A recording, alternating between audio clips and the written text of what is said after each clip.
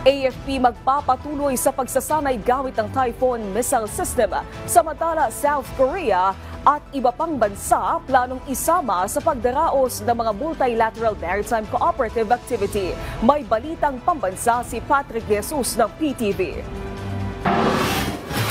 Nanindigan ng Armed Forces of the Philippines na walang naging pangako na alisin ang mid-range capability o Typhoon missile system ng Amerika sa Pilipinas. Sagot ito ng AFP sa muli na namang pag-alma ng China sa pananatili ng Typhoon missile system.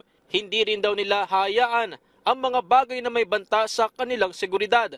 Una nang hinamon ng Pangulo ang China na itigil ang mga ginagawang pangahara sa West Philippine Sea sa kondisyong ibabalik ang Typhoon missile system. Abril lang nakaraang taon pa nasa Pilipinas ang naturang agamitan. Sabi ng AFP, magpapatuloy ang mga pagsasanay gamit ang Typhoon, lalo't isa ito sa mga planong bilhin.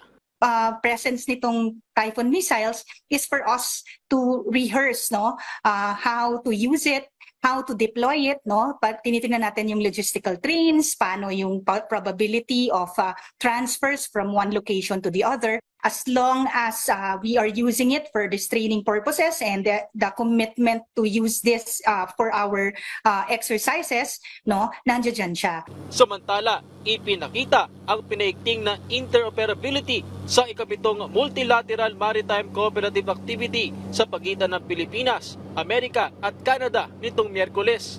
Isinagawa ito sa Northern Luzon Command Joint Operational Area sa bahagi ng West Philippine Sea. I-deploy ng AFP ang BRP Andres Bonifacio at C-90 aircraft, habang naglayag sa Canada ang HMCS Ottawa kung saan lumahok naman ng US sa pre-sale at monitoring ng aktibidad.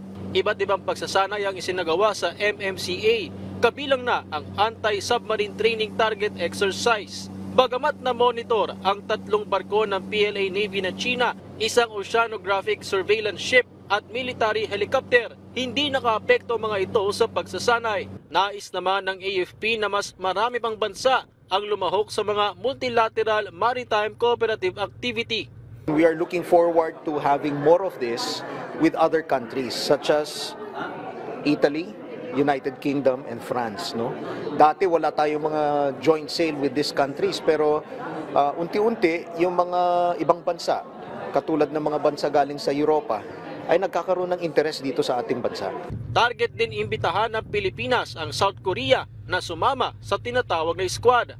Isa itong alyansa na binuo para isulong ang malayang Indo-Pacific at kinabibilangan ngayon ng Pilipinas, Amerika, Australia at Japan. Mula sa People's Television Network, Patrick De Jesus para sa Balitang Pambansa.